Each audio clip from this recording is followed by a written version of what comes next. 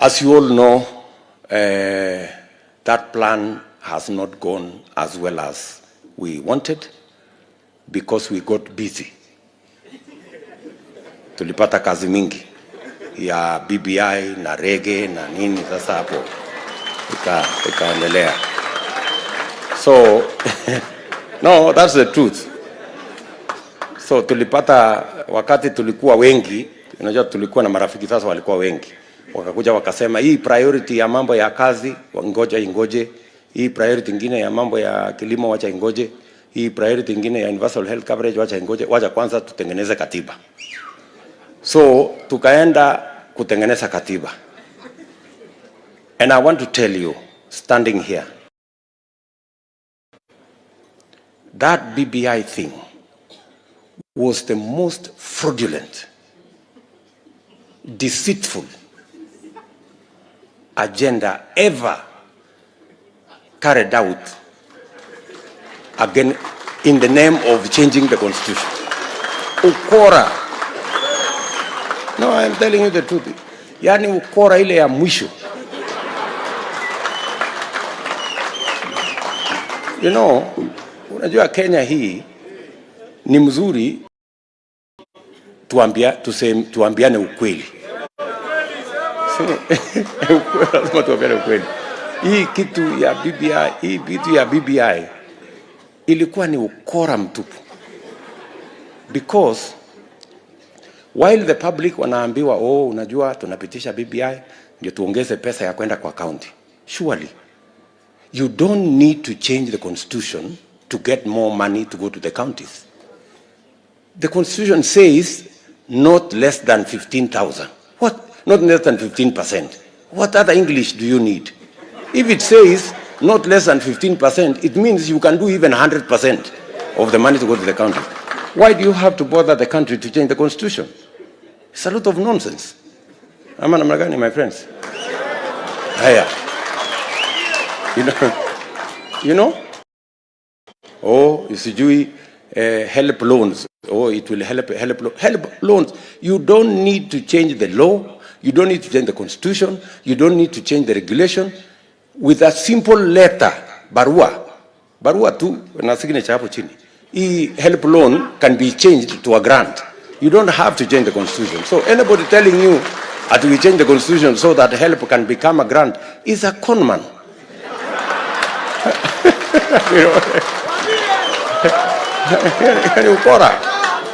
You know, ni ukora. You know, it's good to be tuambiane ukweli. Hiyo ni utapeli. Mbona hatutaki kusema ukweli?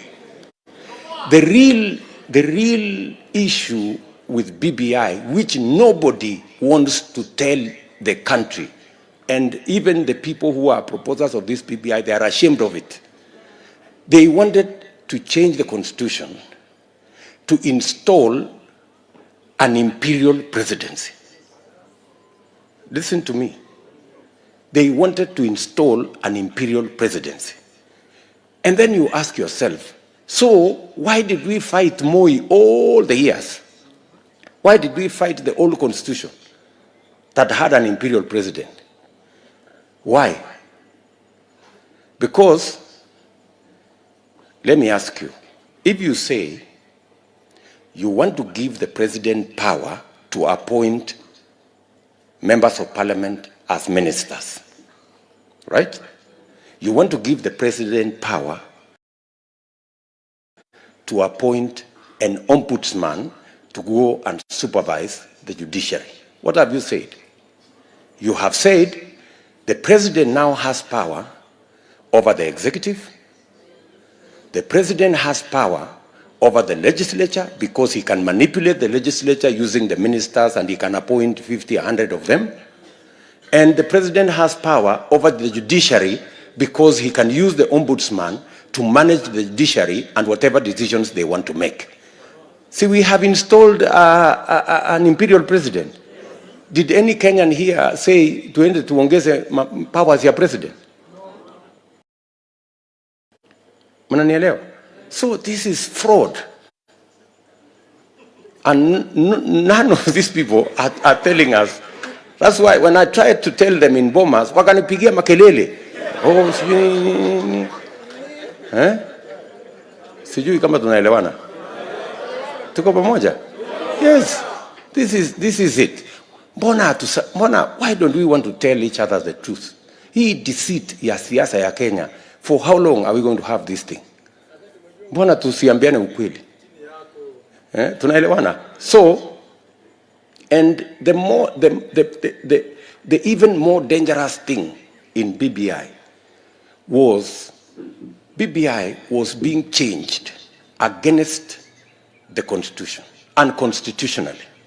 The moment you allow changing the Constitution unconstitutionally, you have licensed impunity in Kenya. It means the next person with power, influence, and money can come and change the Constitution the way they want. We cannot have a country like that. That is too dangerous for us as a nation. Sijui kama tunaelewana.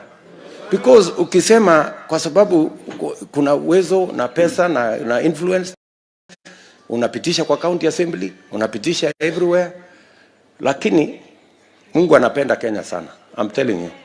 Because walipitisha everywhere, lakini iliishia kwa null and void.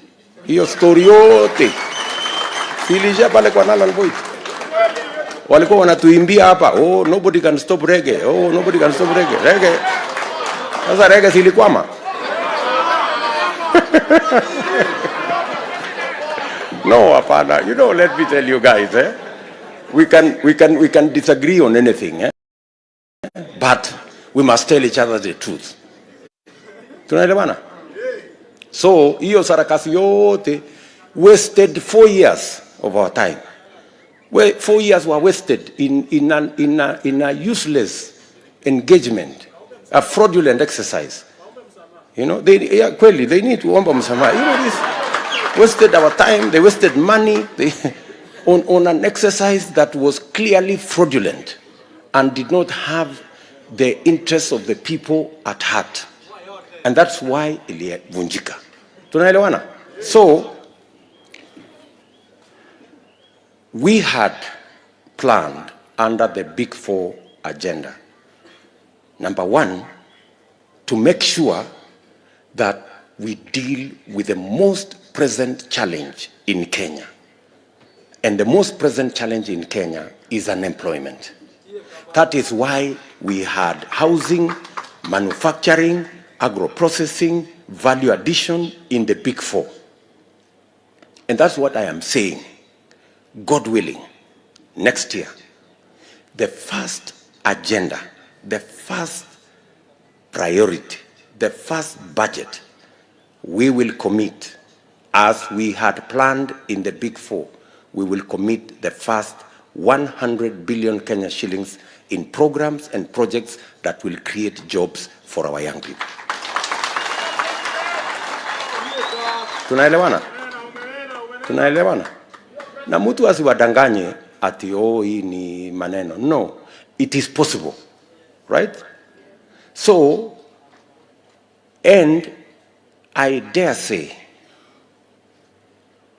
anybody who tells us today that the priority is to change the Constitution so that we can create the position of Prime Minister, Deputy Prime Minister, Assistant Prime Minister, Vice Prime Minister, I don't know what. Na hiyo zingine. For leaders like myself. And yet, millions of our own children we have taken to school. They have certificates, they have degrees, they have diplomas, are languishing. Many of them, they have gotten into drugs. Many of them have gotten into crime. Many of them are into depression. And then you want to tell me, in that circumstance, the priority is to create jobs for leaders. It is stupidity. Ujinga. No, honestly, ujinga. Unawezaje kusema ati priority in this scenario where we have We have 4 million young people, our children. We have taken them to school. We have paid their school fees. They have certificates, diplomas, and degrees. And you want to tell me it is not a priority to sort out their issues, that it is a priority to go and change the constitution so that we can create positions for ourselves as leaders? That is stupidity. It cannot be anything else. Sijui kama tunaelewana, my friends. Na hii ujinga lazima tuondoe kwa Kenya. Hii ujinga hii lazima tuondoe kwa Kenya. Tunaelewana? We must get rid of this thing, my friends. Sawa? So, tuwaambie that it's not possible. It's not possible how? Si tumejenga 10,000 kilometers of the road, tarmac. Si tumejenga reli 700 kilometers. Si tumeunganisha stima imefika watu milioni 8. What is so difficult about making sure that these young people have a job or are engaged meaningfully? And when I say have a job, I don't mean just have a pay slip. I mean everybody has an income. They are working somewhere and they are earning something, and they can stand for themselves, and they can fend for their families, and they can put food on the table for their families. Nyinyi mnanielewa? Tunaelewana? Number 2, na ndio tunasema bottom up. Bottom inaanza na hawa vijana hawa wenye hawana kazi hawa. Tunaelewana? Why do we need so much security to do anything? Why do we need all this security? It's because these guys have nothing to do. We must get them something to do. It is not their fault. It is not their fault that they are jobless. It is because there is nowhere to work. It is our duty to create the space and the projects and the programs to engage them in work. Tunaelewana, my friends? And this thing has no tribe. The same way you have so many young people here is the same way you have so many people in Eldoret. It's the same way you have so many people in Kisumu, in Nairobi, in Nyeri, in Mombasa. It's everywhere. So nobody should tell you it is this community versus that community. It is not. Sawa. Number 2, we must create the environment. And many of you have spoken to it. We must create the environment for us to do business. 80% of business is carried out in the micro, small, and medium enterprise. Hiyo micro, small, and medium enterprise ni mambo mingi, lakini micro ni hii mama mboga tu, huyu Mary Ochieng alikuwa anasema hapa. Hiyo ndio micro. 1, we must create the space for them to do business. If it is a market, it must be properly done. If it is so that we can create the environment, and we are talking about the environment in general. If it is a market for the traders, it will be equipment for the fishermen, it will be the cold rooms, it will be the meals for Mr. Okebe and his team. Make sure that they have correct storage, make sure they have the correct milling, so that we create an environment for them to thrive. Number 2, we must have the law to protect everybody's business so that other people's businesses are not criminalized.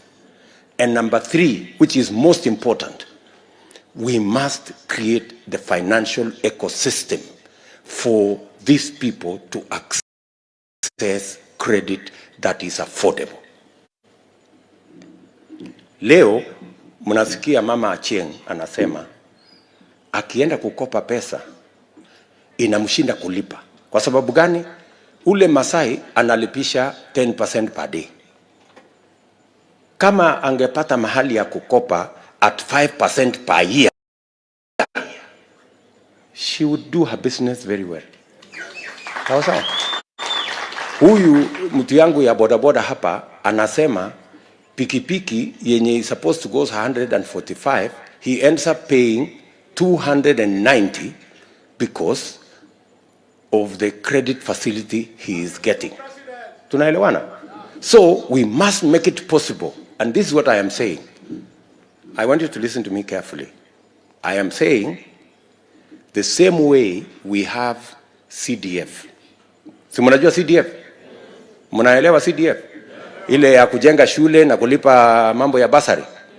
Next year, apart from CDF, 150 million ya kulipa ya kujenga mashule na kulipa basari. Next year, tunaweka another 150 million kila constituency, kila mwaka ya kusupport hizi enterprises ya mama mboga na hawa watu wengine hawa wote, local enterprises. Nyinyi mnanielewa? It is not free money, but it is credit that will assist these people access money at 2, 3, 4, 5% per year, which they can use to grow their businesses. Huyu mtu wa bodaboda kama pikipiki ni 145,000, he must not pay more than 160, even if he is getting it on credit per year. Tunaelewana? So instead of us charging him all the way to 280, that 280 is almost 130,000 shillings that will be credited to his account. Nyinyi mnanielewa? So, and we need to make, mtu asiwadanganye. Unajua, hii story yote, watu kwa sababu hawataki kusema ukweli, wanakuja na Kiingereza mingi and make the problem look so difficult. These problems are very simple. We can sort them out simply. Mtu asiwaambia ati you need rocket science, you need nini. Hapana, we will sort them out. There are very simple issues that we need to do to sort out our country. Tunaelewana?